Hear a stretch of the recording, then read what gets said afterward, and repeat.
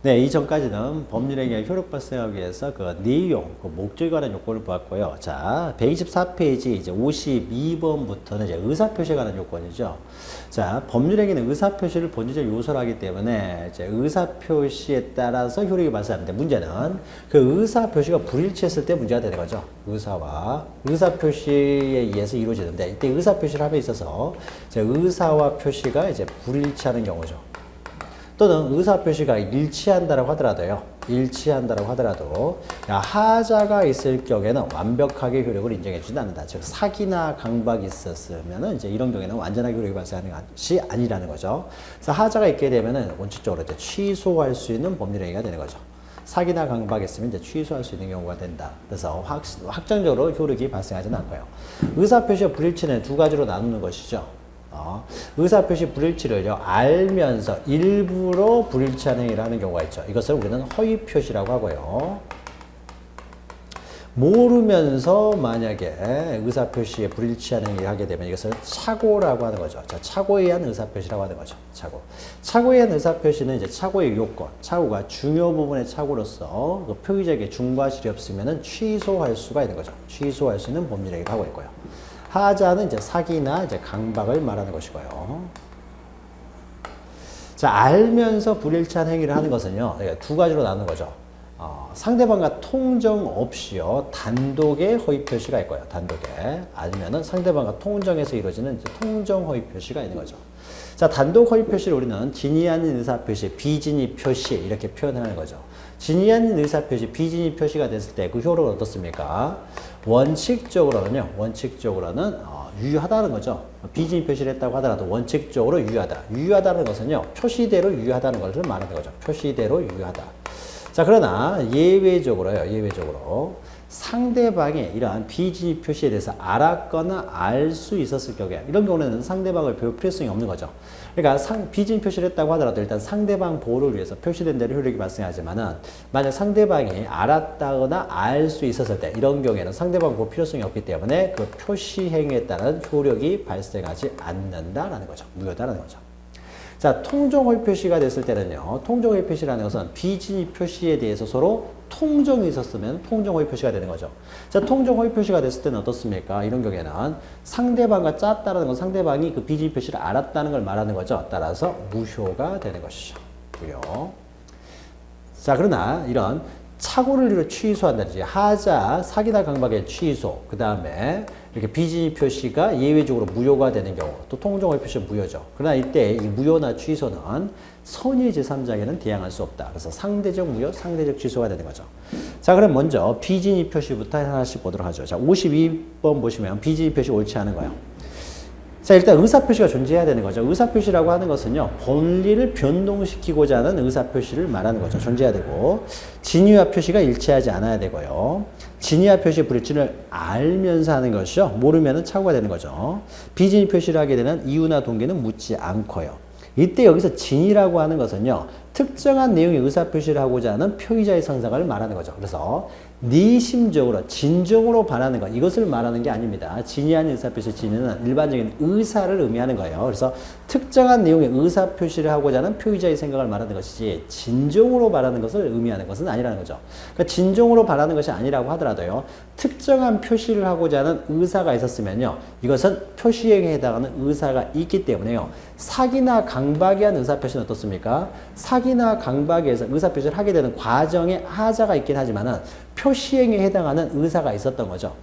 그 당시에는 이것이 최선이라고 생각해서 의사에 맞는 표시를 하는 거잖아요. 의사와 일치된 표시를 했기 때문에요. 사기나 강박의 의사표시는 사기나 강박의 의사표시는 비진위 표시가 되지 않는다는 거죠. 그래서 사기나 강박의 의사표시는요, 비록 의사표시를 하게 되는 과정에 하자가 있긴 하지만은 사기나 강박이 있다고 하더라도 그 당시에는 그것이 최선이라고 생각해서 표시행위에 해당하는 의사가 있었기 때문에요, 사기 강박의 의사표시는 항상 의사표시는 일치한다는 거죠. 일치. 불일치라는 건 생길 수 없다는 거죠. 자, 53번 진위한 의사표시 옳지 않은 거죠. 1번 대리권 남용, 대표권 남용이 유추 적용되는 것이죠. 자, 2번 근로자가 사직서가 수리되지 않으리라고 믿고 제출한 사실을 상대방이 알고 있으면은요, 그 사직서 제출행위는 비진위 표시로서 무효가 되는 것이죠. 몰랐을 경우에, 그러니까 스스로 냈을 경우에요. 이런 경우는 상대방이 알 수가 없는 거죠. 악의 과실이 존재하지 않기 때문에 이런 경우에는 그 표시된 대로 효력이 발생하지만 상대방이 알고 있었으면 악이면 이것은 무효가 되는 거죠. 3번 진의한 의사표시는 원칙적으로 표시된 대로 법적 효과가 발생한다. 원칙은 의사대로 표시되죠. 표시대로 효력이 발생하는 게 원칙이 되는 거죠. 5번, 4번이죠. 자, 표시가 진의와 다름을 표시자가 알고 있다는 점에서 차고가 구별되는 것이고, 5번, 진의의 의미 있죠. 이거 잘 기억하세요. 표의자가 진정으로 마음속으로서 바라는 것을 의미하는 게 아니라는 것이죠. 특정 의사표시라고자 하는 표의자의 생각을 의미한다라는 것이죠. 그러니까 5번이 틀렸죠. 진의의 의미 잘 기억하시고요. 자, 54번, 옳은 건요. 비진의 표시에 1번. 공무원이 사직할 뜻이 없이 사직의 의사표시를 하여 의원 면직된 경우에도 진의한 의사표시에 관한 규정이 적용된다. 자, 비진의 표시랄지 이런 의사표시에 관한 규정들, 이런 규정들은요, 공법상 행위에 대해서는 원칙적으로 적용되지 않습니다. 공법상 행위는요, 공법상 행위. 그러니까 공무원의 행위라든지 이런 게 다 공법상 행위가 되겠죠. 소송 행위, 이런 것도 다 공법상 행위입니다. 이것은 표시주의가 적용돼요, 표시주의. 표시주의가 적용되기 때문에 항상 표시된 대로 유효하다라는 거죠. 자, 그러나 가족법상 법률행위, 이게 반대되는 것이 가족법상 법률행위죠. 가족법상 행위는요, 행위는 의사주의가 적용됩니다. 의사주의가 적용되기 때문에요, 표시대로 어떻습니까? 효력이 발생하지 않는다. 표시는 항상 무효가 되는 거죠, 원칙적으로. 그러니까 표시대로 효력이 발생하지 않는 거죠. 의사주의가 적용되기 때문에. 그러니까 공법상에는 표시주의가 적용되기 때문에요, 표시된 대로 유효하다는 거죠. 표시된 대로 항상 유효하다. 그러나 가족보상 법률에는 의사주의가 적용되기 때문에 표시된 대로 효력이 발생할 수가 없다는 거죠. 자, 2번 대리인이 진의한 의사표시를 했을 때, 자, 대리인이 행위를 했을 때는요, 본인이냐 대리인이냐 있어서 대리인을 기준으로 판단하는 거죠. 진의가 의사표시가 불일치, 일치 여부는 대리인 기준으로 하는 것이고요. 자, 3번 표의자가 진의와 표시가 일치하지 않는다는 사실을 알고 있어야 되는 것은 아니다. 표의자가 진의와 의사표시가 일치하지 않는다는 걸 알고 하여야 진의한 의사표시가 되는 거죠. 4번 진의한 의사표시를 행해진 입양은 어떻습니까? 입양은 무효가 된다는 거죠. 이것은 가족법상 법률행위는요, 항상 무효가 된다는 거죠. 그래서 4번이 맞는 것이죠. 1, 2, 3번 다 틀린 내용이죠.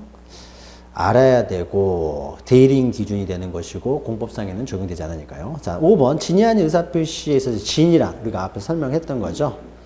마음속에서 진정으로 바라는 걸 의미하는 것은 아니다라는 거죠. 특정 의사표시를 하고자 하는 표의자 생각을 말한다. 자, 55번요. 옳지 않은 것은 1번.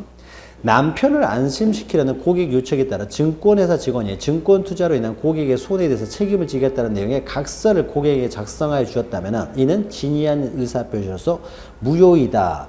자, 이건 어떻습니까? 자, 안심시키려는 고객의 요청에 따라서요. 안심시키려는 고객의 요청에 따라서 증권회사 직원이 증권 투자로 인한 고객의 손해에 대해서 책임을 지겠다는 내용의 각서를 고객에게 작성해 줬습니다.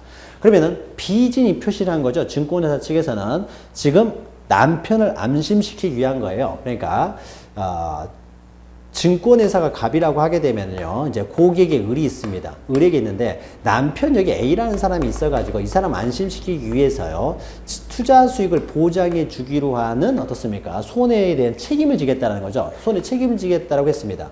그럼 이 사람은 비진이 표시한 거죠. 손해를 책임질 생각이 전혀 없음에도 불구하고 비진이 표시한 거예요. 근데 을은 어떻습니까? 을은 같이 어떻게 돼? A를 안심시키기 위해서 그 사람 비진이 표시를 하는 것이고 을의 요청에 따라서 이루어지는 거죠. 그러니까 이것은 당연히 비진이 표시에 대해서 을은 악인 거죠. 악이었으니까 어떻습니까? 이것은 당연히 무효가 되겠죠. 무효. 맞죠? 2번 공무원의 사직의 의사표시는요, 이것은 항상 유효하다라는 거죠. 공무원 행위이기 때문에. 자, 3번 진의한 의사표시의 진의란 계속 말하는 거죠. 마음속에서 진정한 것을 말하는 게 아니라는 것이죠. 특정 의사표시라고자 하는 표의자의 생각을 말한다. 4번 진의한 의사표시의 규정은 대리인이 배임적 법률의 대리행위를 한 경우에도 유치 적용될 수가 있다. 대리인이 배임적 대리행위를 했다는 게 뭡니까? 대리권을 남용했다는 거죠. 그래서 진의한 의사표시에 관한 규정은 대리권 남용, 대표권 남용에도 유치 적용된다는 거죠. 대리권 남용이 바로 배임적 대리행위를 우리는 대리권 남용이라고 하는 거죠. 이렇게 다르게 약간 바꿔서 이렇게 표현될 수도 있는 겁니다. 5번 진의한 의사표시라는 이유로 무효를 주장하는 경우 무효는요 원칙적으로 무효를 주장하는 자가 입증 책임집니다. 항상 주장하는 자가 그러니까 원칙이에요. 항상 그렇게 되는 것은 아니고요. 원칙적으로요 뭔가를 주장하는 사람이 그 주장의 근거인 입증을 해야 됩니다. 자 56번 비진표시 옳지 않은 것은요. 1번 전체 공무원 그러면 어떻습니까? 항상 유효라고 생각하시면 돼요. 비진표시가 적용되지 않습니다. 항상 공법상에는 항상 유효하다 표시된 대로. 2번 갑은 을의 환심을 사기 위해서 징의 의사 없이 금반지를 을에게 줬고 을은 그것을 병에게 매도한 경우 을이 병에게 매도했어요. 을이 선이 무과실이라면은 병이 악이더라도 병은 소유권을 취득한다라는 거죠. 자 이건 어떻습니까? 갑에게서 을에게 이전이 됐는데 을이 선이 무과실이에요. 그러니까 비진의 표시에 의해서 이루어졌다고 하더라도 이 사람이 선이 무과실이면은 이건 유효이기 때문에 을은 완전히 소유권을 취득해 버리는 거죠. 소유자로부터 소유권을 취득한 사람은 어떻습니까? 이 사람은 승계 취득을 하는 겁니다. 그러니까 당연히 선의하게 따질 필요 없이 소유권을 취득하게 되는 것이죠. 3번 갑이 강박의 증여 의사표시를 한 경우 비록 재산을 강제로 뺏겠다는 것이 갑의 본심에 잠재되어 있다고 하더라도 이건 비진의 표시가 아니에요. 강박이나 사기한 의사표시는 그 당시는 최선이었다고 생각해서 표시행위에 대한 의사가 있어가지고 행위를 한 것이기 때문에 의사표시가 항상 일치한다는 거죠. 그래서 비진의 표시가 되지 않습니다. 4번 갑이 법률상 또는 사실상 장애로 자기 명의로 대출받을 수 없는 을을 위하여 대출금 채무자로서의 명의를 빌려준 경우 갑의 의사표시는 비진의 표시가 아니라는 거죠. 이것은 짜고 한 것이 아니라 어떻습니까? 은행과의 양해가 없었던 거죠. 양해라는 말이 있으면 통정 허위 표시가 되기 때문에 무효가 됩니다. 그러나 양해가 없었어요. 단순히 명의를 대유해 준 거죠.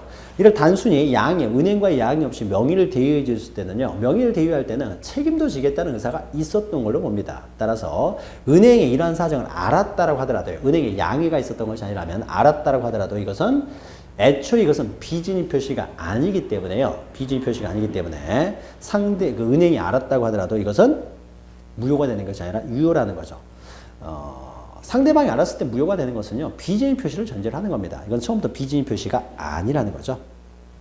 5번 어떠한 의사표시가 비진의 표시로 무효를 주장하는 경우에 증명 책임은 무효 주장자에게 있고요. 자 57번 갑은 그의 X 토지를 내심의 의사와는 달리 을에게 기부하고 을 앞으로 이전 등기를 마쳤다. 갑을 사이의 법률관계 옳은 것은요. 1번 갑의 의사표시는 무효이므로 을이 갑의 진위를 몰랐더라도 갑 토지의 소유권을 취득할 수 없다. 자 의사표시는 어떻습니까? 비진의 표시는 원칙적으로 유효하다는 거죠. 상대방이 몰랐고 선이 무과실이면은 유효합니다. 유효하기 때문에요. 몰랐더라면은 또 무과실이면 소유권을 취득할 수가 있게 되는 거죠. 2번 갑의 의사표시는 단독행위이므로 비진의 표시에 관한 법률가 적용되지 않는다. 자 증여는요. 증여는 기부했다라는 것이죠. 을에게 기부했다. 증여는요. 이거는 계약입니다. 단독행위가 아니고요. 비진의 표시에 관한 법률가 적용되지 않는다 그랬는데 비진의 표시 규정이 적용이 되는 거죠. 단독행위에 있어서 상대방이 있는 단독행위 같은 경우는 적용을 합니다. 적용을 하기 때문에 원칙적으로는 유효하고요. 상대방이 알았거나 알 수 있을 경우에는 무효가 되는 거죠. 다만 상대방 없는 단독행위에 있어서는 어떻습니까? 상대방 없는 단독행위는요. 상대방이 알았거나 알 수 있었다는 게 존재할 수 없기 때문에 항상 유효가 되겠죠. 자 3번 갑의 진위에 대한 을의 악의가 증명되면 엑스토지 소유권이 갑에게 증명되어 회복되면 을은 갑에게 그에 따른 손해배상을 청구할 수 있다. 비진의 표시가 됐다고 해서 손해배상을 청구하는 건 아닙니다. 비진의 표시 무효가 됐다고 하더라도 지금 갑이 어떻습니까? 을에게 기부한 거죠. 이게 지금 비진의 표시라는 거죠. 갑의 비진의 표시에서 이루어진 것이죠. 그러면 어떻습니까? 을이 악이 과실이 있으면 이거 무효가 되는 거죠. 자, 무효가 돼요. 기부행위가 무효가 됩니다. 그렇죠? 그럼 무효가 됐다고 해서요. 이 사람이 악이 과실이 있었기 때문에 있어서 무효가 되기 때문에 손해배상을 청구하는 문제는 발생하지 않습니다. 자, 4번 을이 통상의 주의만 기울였어도 갑의 진위를 알 수 있었다면요. 을은 엑스토지의 소유권을 취득할 수가 없다. 이게 맞죠. 취득할 수가 없죠. 과실이 있었기 때문에 무효가 되는 것이죠. 5번 을로부터 엑스토지를 매수하여 이전 등기를 경유한 병에 갑의 진위를 몰랐더라도 엑스토지의 소유권은 여전히 갑에게 있다. 진위를 몰랐어요. 그러면 선의자가 되겠죠. 병의 선의자면은 비록 을이라는 사람이요. 악이 과실이 있다라고 하더라도 어떻습니까? 선의의 제3자에게는 대항하지 못하는 거죠. 그러니까 악이 과실이 있으면 두 사람 사이에서는 무효가 되지만 이 무효를 가지고 병에게 주장을 못하기 때문에 병에 대해서는 유효인으로 취급하는 거죠. 선의의 제3자에게는 대항하지 못한다라는 거죠. 그러니까 이런 경우는 몰랐을 경우에는 가백에 있는 것이 아니죠. 선의지선자에게 대응하지 못하기 때문이죠. 자, 그 다음에요. 이제 58번부터는 이제 통정의 표시. 자, 비진입 표시는요, 시험에 그렇게 자주 나오는 내용은 아닙니다. 그 내용 자체가 그렇게 또, 현실에서 그냥 많이 존재하는 것은 아니기 때문에요. 비진입 표시는. 시험 문제 자주 나오는 것은 이제 통정의 표시죠. 통정의 표시는 현실에서 많이 생깁니다. 그래서 탈세를 위해서 통정의 표시 짜고 이렇게 소유권을 넘긴다든지 또는 강제 집행을 면탈하기 위해서 소유권을 다른 사람 명의로 옮겨놓는다든지 이런 경우들이 있다는 거죠. 현실에서 아주 많이 존재합니다. 그래서 통정의 표시가 시험에 자주 나오고 통정의 표시는 이렇게 사례형으로도 자주 나옵니다. 또 자, 58번 보시면요. 통정의 표시 옳은 것은요. 자, 통정은 짜고 함을 의미한다는 거죠. 이때 표의자의 상대방이 단순한 진위와 다른 표시가 있다는 사실을 인식하는 것만으로 충분하는 건 아니에요. 우리가 통정이라고 하는 것은요. 통정의 표시는 비진입 표시에 대해서 상대방과 통정이 있으면 이게 통정의 표시가 되는데 이제 통정이라고 하는 것은요. 단순히 비진입 표시라는 것을 아는 것만으로는 부족하고 나아가서 어떻습니까? 양해까지 있어야 된다는 거죠. 양해. 합의, 합치, 양해까지 있어야 됩니다. 이래야 우리는 통정이 되는 거고 이래야 우리는 이것을 통정의 표시라고 하는 거죠. 통정의 표시. 자, 그러면 통정의 표시는 악이라는 개념을 포함하고 있기 때문에 비진입 표시에 대해서 상대방이 악이면 무효가 되는 거죠. 따라서 통정의 표시는 이제 무효가 되는 것이죠. 자, 그러면요. 2번 보시면 대리인이 그 권한 안에서 본인의 이름으로 의사표시를 함에 있어서 상대방과 통정하에 진위하다는 의사표시를 하는 경우에 그 의사표시는 본인에게 효력이 생긴다. 자, 대리인이 그 권한 안에서 본인의 이름으로 의사표시를 함에 있어서 상대방과 통정했습니다. 그러면은 대리인이 법률 얘기를 할 때는 대리인을 기준으로 하기 때문에 이건 무효이죠. 통정의 표시로 무효가 되기 때문에 본인에게 효력이 없는 거죠. 대리인을 기준으로 하니까요. 3번 허위 표시의 당사자가 아닌 사람은 허위 표시의 무효로서 허위 표시에 기초해서 새로운 법률상 이해관계를 가진 선의 제3자에게 대항할 수가 있다. 당사자가 아닌 사람은요. 허위 표시 당사자가 아닌 사람도요. 통정 허위 표시가 무효로서 이에 기초해서 새로운 법률상 이해를 가진 선의 제3자에게 대항할 수 없는 거죠. 그러니까 당사자도 당연히 그 무효를 주장할 수 없고요. 그러니까 가백에서 의뢰계로 통정 허위 표시로 넘어갔고요. 그리고 병이라는 사람 선임이 어떻습니까? 무효를 주장하지 못하기 때문에 이 사람 소유권 취득하는 거죠. 당사자가 아니라고 하더라도요. 병은 보호가 된다는 거죠. 그래서 당사자가 아닌 사람도 대항할 수 없습니다. 대항할 수 없다. 자, 4번요. 상대방과 허위 표시로서 성립한 가장 채권을 보유한 채권자에 대해서 파산이 선고된 경우 파산관계에는 허위 표시에 무효로서 보호되는 선의 제3자가 될 수가 없는 게 아니라는 거죠. 우리가 허위 표시에 있어서 제3자로 보호되는 제3자에 있어서 3자가 해당되는 경우 해당되지 않는 경우 이거 기억하셔야 되겠죠. 자, 제3자는 웬만하면 다 해당됩니다. 그러면 제3자에 해당하지 않는 사람은 어떤 사람이냐면요. 의뢰주의를 승계한 상속인이라든지 뭐 당사자는 당연히 제3자가 아닐 것이고 그 다음 계약상 지위, 당사자 지위를 승계한 사람은 당사자와 동일하게 취급하기 때문에 이 사람은 보호되는 제3자가 아니고요. 자, 그런 거죠. 자, 그 다음에 제3자는요, 이 허위 표시를 기초로 해서 새로운 법률 관계를 맺은 사람이어야 돼요. 그래서 허위 표시 이후에 새로운 법률 관계를 맺은 사람이어야 되기 때문에 만약에 이 사람이 어떻습니까? 이 사람이 채무자고요, 채권자인 상태에서 통정 허위 표시가 있었으면, 이렇게 하는 게 낫겠죠. 그림이 좀 이상하네요. 자, 요런 거죠. 갑이 의뢰에 대해서 채권을 가지고 있었습니다. 그러니까 요렇게 하는 게 되게 좋겠네요. 을이 갑에게요. 그러니까 그림을 그리면 이렇게 되겠죠. 병에 대해서요. 을이 채권을 가지고 있어요. 근데 그 채권을요. 갑에게 양도를 했어요. 갑에게 양도했는데 그것이 통정 허위 표시로 양도가 됐다는 거죠. 그러면은 이 병이라는 사람은요. 채권 양도 전에 존재했던 사람이죠. 그림을 이렇게 그리면 이렇게 되겠죠. 갑 이렇게 위치를 좀 바꿔놓아서 이해하면 되겠죠. 설명이 되겠죠. 원래 병이라는 사람이 채무자고 을이라는 사람이 병에 대한 채권자였어요. 채권자였는데 원래 이 사람은 존재했던 사람이죠. 근데 을이라는 사람이요. 갑이라는 사람에 대해 통정 허위 표시로 채권 양도를 했다는 거죠. 채권 양도를 하지 않았음에도 불구하고 한 것처럼 꾸몄다는 거죠. 통정 허위 표시를 하게 되면은 이 병이라는 사람은 어떻습니까? 갑이 새로운 법률 관계를 맺기 전에 존재했던 사람이죠. 그러니까 병은 이 통정 허위 표시를 기초로 해서 새로운 법률 관계를 맺은 사람이 아니죠. 그래서 채권의 가장양도에 있어서 채무자는 제3자가 아니라는 거죠. 제3자로 보호받지 못하는 거죠. 자, 그런데 파산관제는요. 파산관제는 보호가 됩니다. 그러니까 갑에게서 을 앞으로 X 물건 이전 등기가 됐어요. 허위 표시를 이전 등기가 되는데요. 그리고 나서 을이라는 사람이 파산을 당했다는 거죠. 파산을 당했으니까 파산관제인이 법원으로부터 선임돼서 왔습니다. 그러면 이때 이 사람이 파산관제인이었을 때요. 파산관제인. 파산관제인도 새로운 이해관계로 본다는 거죠. 다만 병의 선의하기를 판단하는 것은요. 병은 갑자기 법원에서 선임돼서 온 사람이기 때문에 이 사람을 기준으로 해서 판단하는 것이 아니라요. 파산이 났으니까 어떻습니까? 을에 대한 그 채권자들이 이제 이 물건으로부터 배당을 받을 수 있느냐 없느냐.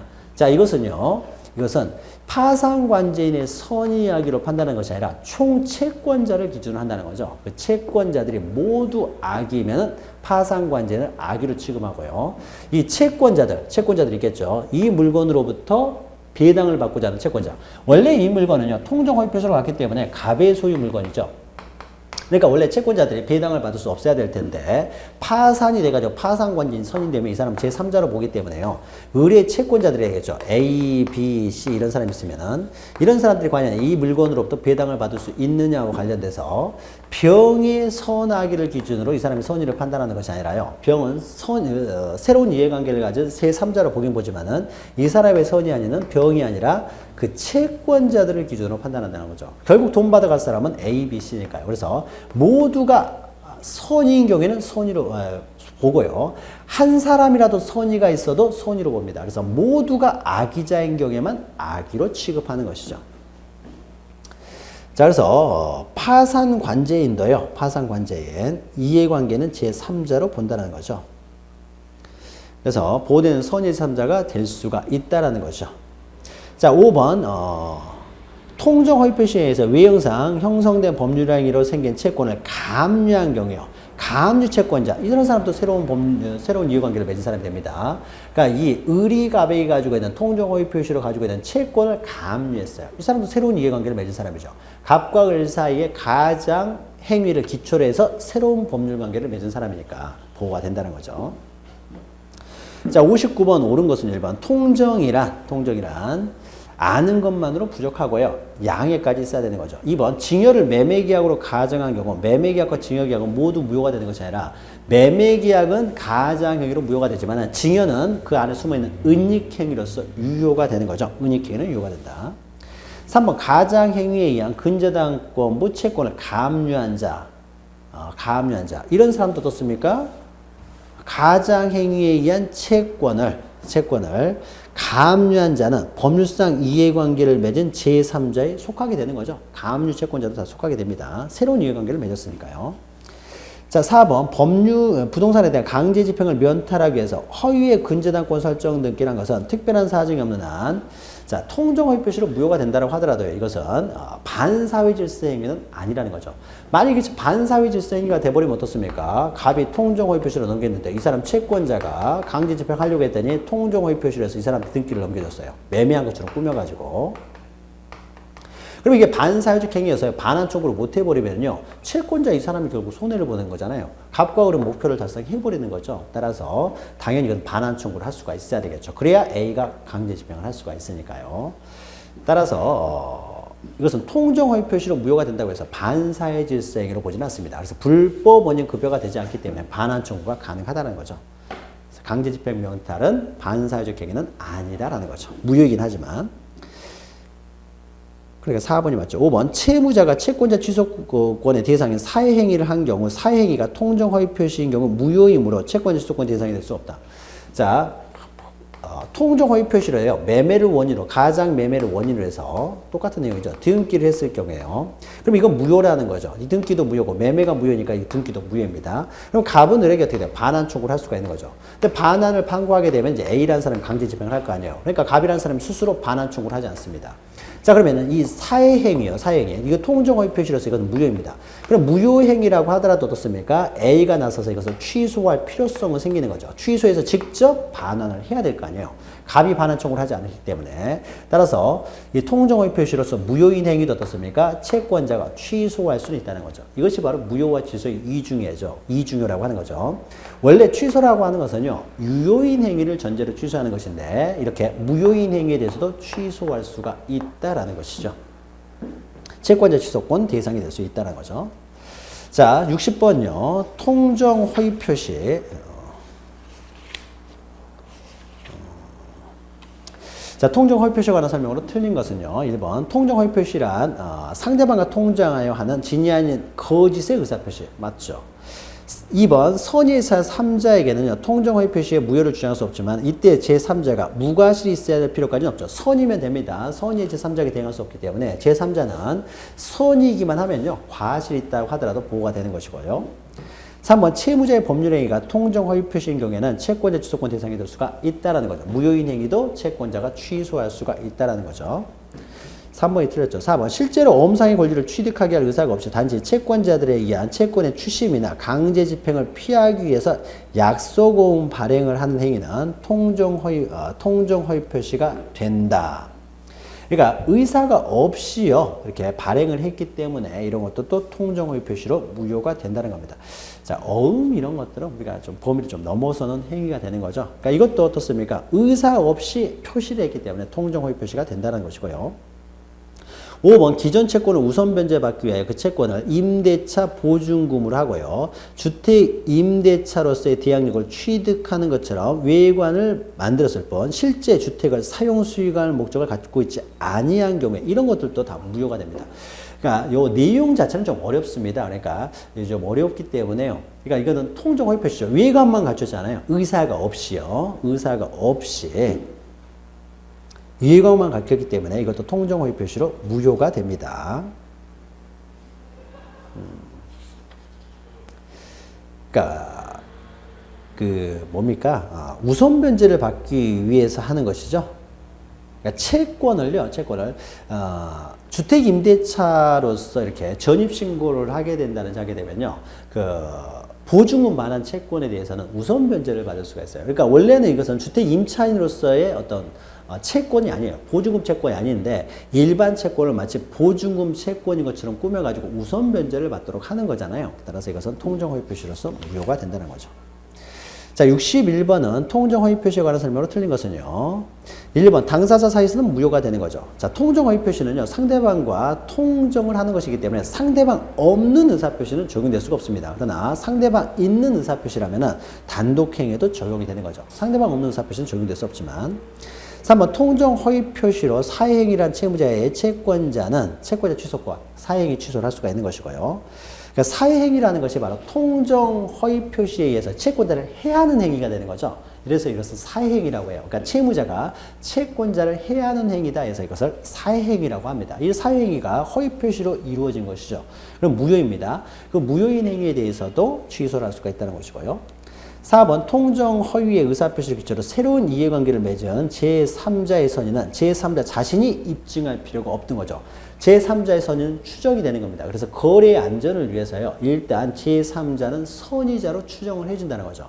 그래서 제3자로부터 반환 청구, 무효를 제3자에 대해서도 무효를 주장하는 본인이 되겠죠. 무효를 주장하는 자가 제3자의 악의를 입증해야 됩니다.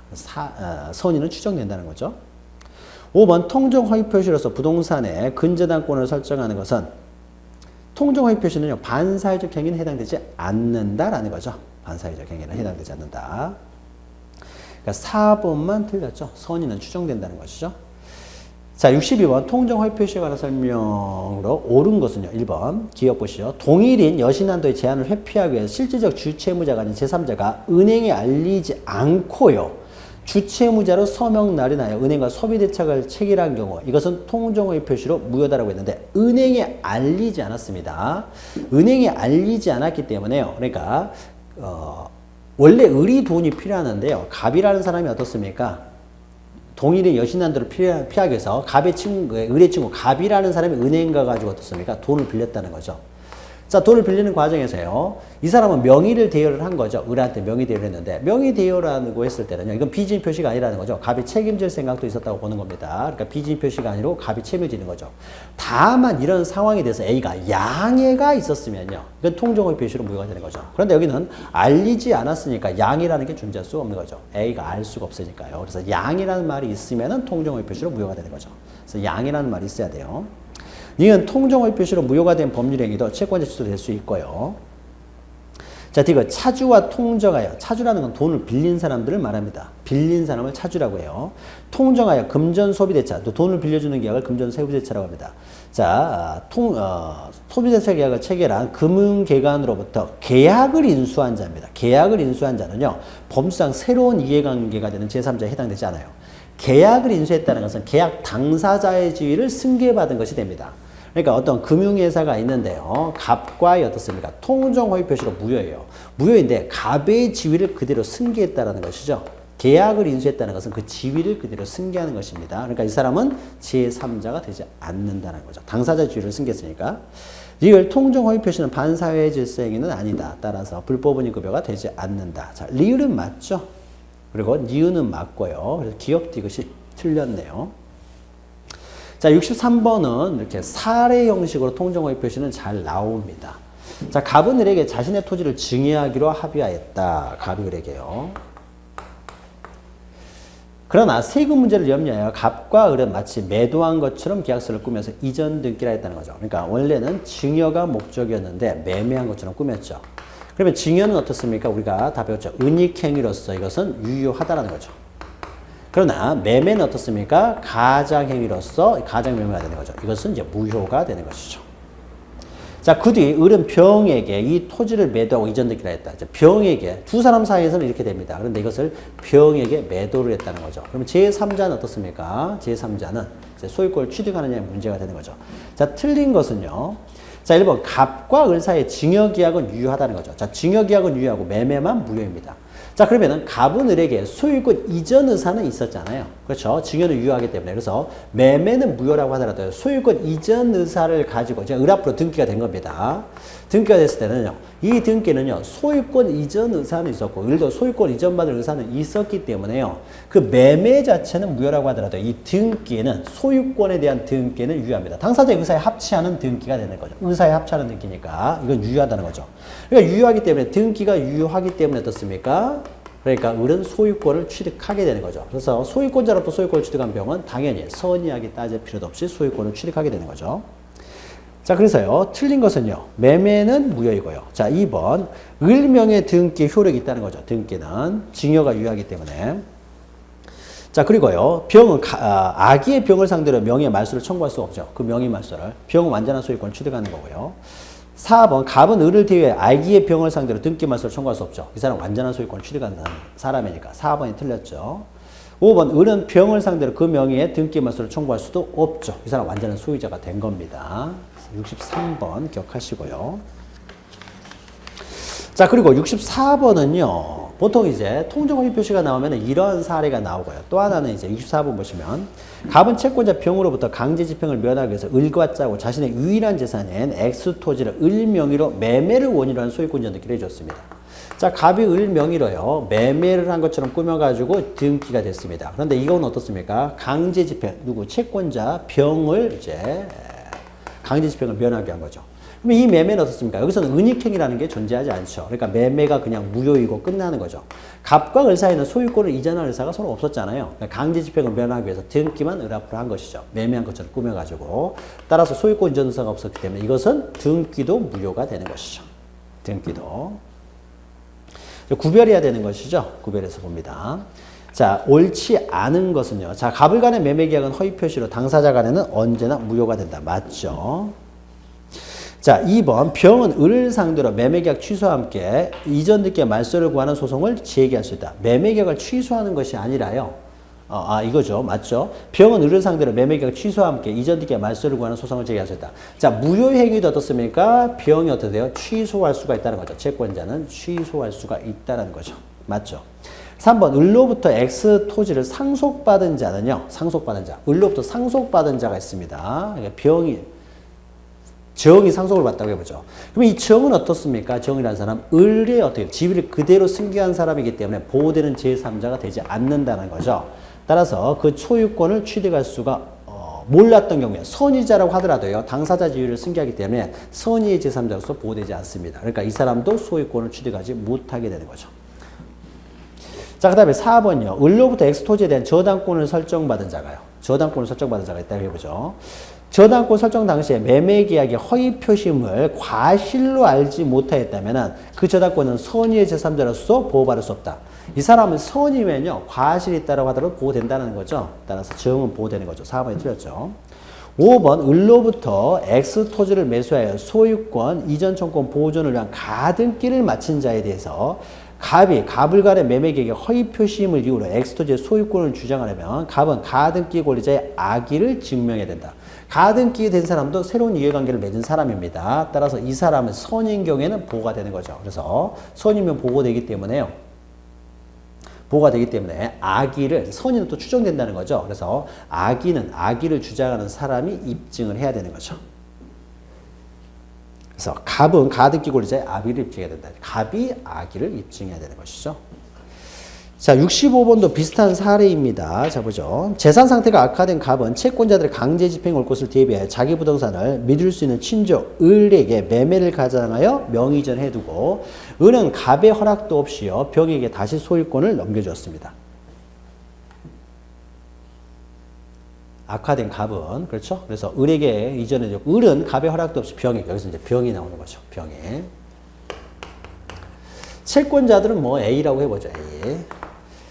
자, 그러면은요. 자, 1번 보시면 부동산의 등기는 공신력 인정되지 않습니다. 선의의 병은 유효하게 소유권을 취득하지 못해요. 그러니까 선의의 병은 그러니까 공신력이 인정되므로 선의의 병은 유효하게 소유권을 취득한다라고 했는데 공신력 인정되지 않나요? 공신력 인정되지 않기 때문에 이 사람은 원래 무효이기 때문에 이 사람이 소유자가 아닙니다. 소유자가 아닌 사람으로도 소유권을 취득했기 때문에 소유권을 취득할 수 없는 게 원칙이에요. 공신력 인정되지 않기 때문이죠. 그러나 이 사람이 선인 경우에는 제3자 보호 규정에서 보호가 되는 것이죠. 1번이 틀렸죠. 2번 병이 선인 경우에 선의 취득에 관한 민법 규정에 따라 병이 유효하게 소유권을 취득한다. 부동산은요. 선의 취득의 대상이 되지 않습니다. 동산만 선의 취득이 돼요. 부동산은 선의 취득의 대상이 되지 않는다. 3번 갑이 병을 상대로 부동산의 반환을 소송으로 주장하는 경우에요. 병에. 자, 병의 악의가 추정되므로 아니죠. 병은 선의가 추정되기 때문에 갑이 병의 악의를 입증해야 되는 거죠. 3번 병이 갑을 간의 허위 표시를 알고 있었더라도 이런 사정을 알지 못하는 정에게 다시 소유권이 이전되면요. 갑은 정을 상대로 부동산의 반환을 청구할 수 있다라고 하는데요. 병이 비록 악이라고 하더라도 정이 선이면 어떻습니까? 이 사람한테는 또 주장하지 못하는 것이죠.